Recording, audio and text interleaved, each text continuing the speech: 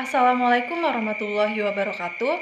Yang terhormat Bapak Insinyur Teguh Budi Trisnanto MSI selaku dosen pembimbing 1. Yang saya hormati Ibu Marlinda Apriani SPMPI selaku dosen pembimbing 2. Dan yang saya hormati Ibu Fadila Margasati SSI selaku dosen pembahas. Saya Suci Fadilah NPM 1875427 Program Studi Agribisnis Pangan Politeknik Negeri Lampung. Di sini saya akan mempresentasikan proposal tugas akhir saya yang berjudul Analisis Struktur Pasar dan Kinerja Pasar Beras di Kecamatan Gunung Alip, Kabupaten Tanggamus. Outline, yang pertama pendahuluan, kedua tinjauan pustaka, dan ketiga metode penelitian. Latar belakang. Sektor pertanian merupakan salah satu sektor perekonomian yang memiliki arti dan status penting dalam perekonomian nasional. Sektor ini berperan sebagai sumber produksi pangan, sumber bahan baku industri, mata pencaharian sebagai besar penduduk, dan perolehan devisa dari ekspor komoditas, bahkan berdampak besar terhadap stabilitas dan ketahanan nasional. Sektor pertanian juga memiliki manfaat ekologis, yaitu membantu menjaga lingkungan hidup dan berkelanjutan, mengurangi dampak pemanasan global, dan pada akhirnya meningkatkan kualitas hidup masyarakat. Salah satu kabupaten yang memasarkan hasil produksi berasnya adalah Kabupaten Tanggamus. Di Kabupaten Tanggamus, tanaman padi, khususnya padi sawah, merupakan salah satu tanaman yang cocok untuk dikembangkan di daerah ini. Luas tanam dan produktivitas tanaman merupakan faktor utama yang mempengaruhi hasil produksi padi. Ternyata, produktivitas padi yang cukup tinggi tidak diimbangi dengan harga jual yang memadai. Hal itu dikarenakan panjangnya saluran pemasaran padi dan masih rendahnya transparansi pelaku pasar yang terlibat dalam pemasaran padi. Selain itu, lembaga pemasaran yang terlibat juga mempengaruhi harga yang akan diterima oleh para petani. Semakin banyak lembaga pemasaran yang terlibat dalam pemasaran hasil produksi, maka semakin rendah harga yang akan diterima oleh para petani. Tujuan dari penelitian ini yaitu mengidentifikasi saluran pemasaran beras di Kecamatan Gunung Alip, dan yang kedua yaitu menganalisis struktur pasar dan kinerja pasar beras di Kecamatan Gunung Alip, Kabupaten Tanggamus, Lampung. Kerangka pemikiran. Produksi padi di Kecamatan Gunung Alip, lalu dianalisis struktur pasar dan kinerja beras, terbagi menjadi dua, yaitu struktur pasar. Di dalam struktur pasar ada pangsa pasar, jenis pasar, dan saluran pemasaran. Lalu kedua itu ada kinerja pasar, ada margin pemasaran, dan farmer share, yang pada akhirnya akan menunjukkan efisiensi pemasaran. Kontribusi penelitian. Bagi produsen, penelitian ini bermanfaat untuk memberi wawasan yang berkaitan dengan perilaku konsumen, sehingga dapat dijadikan dasar menyusun strategi usaha untuk meningkatkan omset.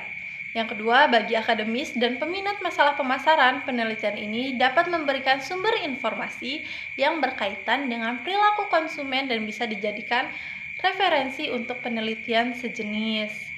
Dan yang ketiga, bagi peneliti, penelitian ini berguna untuk menambah pengetahuan dan mendalami ilmu mengenai pemasaran khusus perilaku konsumen. Tinjauan pustaka.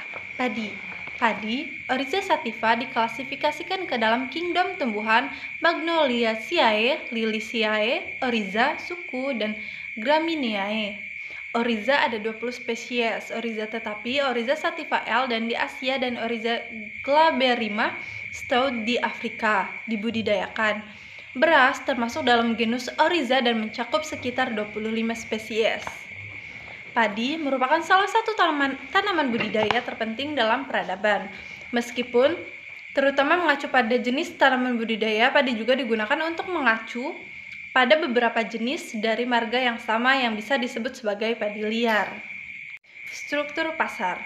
Menurut UU Nomor 5 Tahun 1995, struktur pasar adalah memberikan petunjuk tentang kondisi pasar, memiliki dampak penting pada perilaku bisnis dan kinerja pasar. Aspek menentukan struktur pasar yaitu jumlah penjual dan pembeli, hambatan masuk dan keluar pasar, keragaman produk, sistem distribusi, dan kuasai kekuatan pasar. Jenis-jenis pasar. 1. Pasar persaingan sempurna adalah pasar yang paling kompetitif Ekonomi neokolonialisme percaya bahwa pasar persaingan sempurna akan ciptakan hasil terbaik bagi konsumen dan masyarakat. Kedua, pasar persaingan tidak sempurna disebut monopoli, ketika hanya ada satu produsen tanpa pesaing langsung atau tidak langsung. Ketiga, pasar oligopoli adalah struktur pasar yang didominasi oleh beberapa pelaku pasar.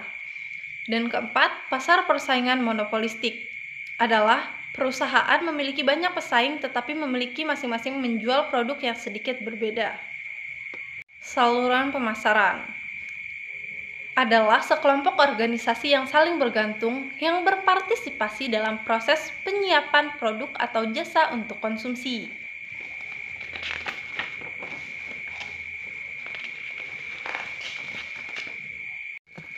Penelitian terdahulu, Yohana Butar-Butar, 2019, analisis struktur perilaku dan kinerja pemasaran. Beras, Solanum tuberosum L, metode analisis struktur pasar, pangsa pasar, konsentrasi pasar, dan hambatan keluar masuk pasar, analisis perilaku pasar dan analisis kinerja pasar, farmer share, dan margin pemasaran. Lalu ada Novia Dewi, 2017, analisis struktur perilaku dan kinerja pasar, struktur, conduct, and market performance, komoditi padi di Desa Bungaraya dan Desa Kemuning Muda, Kecamatan Bungaraya, Kabupaten Siak. Metode yang digunakan adalah analisis deskriptif dan analisis pangsa pasar, analisis korelasi.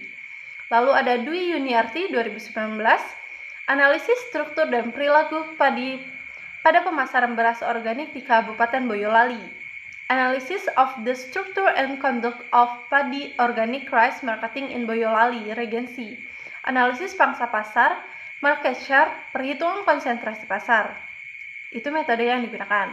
Lalu ada Uci Nurul Hayati, 2020,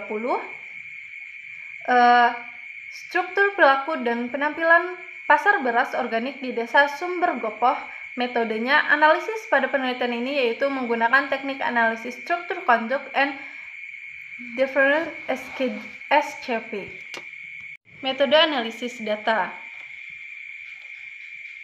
Untuk analisis struktur itu ada pangsa pasar. Pangsa pasar menunjukkan bagian pasar yang dikuasai oleh suatu lembaga pemasaran. Pangsa pasar suatu lembaga dapat dirumuskan sebagai berikut. MSI sama dengan SI per S total dikali 100. Keterangan, MSI ini pangsa pasar pedagang, SI ini penjualan pedagang, S tot ini penjualan total seluruh pedagang. 2 yaitu jenis pasar. Analisis jenis pasar dapat dilakukan secara deskriptif yang akan diketahui melalui struktur pasar. Lalu ada analisis struktur pasar saluran pemasaran. Nah, dapat dilakukan secara deskriptif dengan cara menelusuri jalur pemasaran padi mulai dari produsen yaitu petani sampai ke konsumen. Lalu metode analisis data kinerja pasar yaitu pertama ada margin pemasaran. Rumusnya MT sama dengan PR per min PF. MT adalah margin total, PR itu harga beras di tingkat konsumen, dan PF harga beras di tingkat petani. Lalu ada farmer share, bagian yang diterima petani. Farmer share dapat dihitung dengan rumus FS sama dengan PF per PR dikali 100%. FS presentasi yang diterima oleh petani, PF harga di tingkat petani, PR harga di tingkat konsumen. Lalu kinerja pasar itu ada efisiensi pasar. Untuk menghitung efisiensi pemasaran dapat digunakan rumus sebagai berikut. EP sama dengan BP per NP dikali 100%. Di mana EP itu efisiensi pemasaran, BP total biaya pemasaran, NP total nilai produk yang dipasarkan. Maka jika saluran pemasaran kurang dari 50%, maka saluran pemasaran efisien. Dan jika besar dari 50%, maka saluran pemasaran tidak efisien. Sekian presentasi dari saya. Wassalamualaikum warahmatullahi wabarakatuh.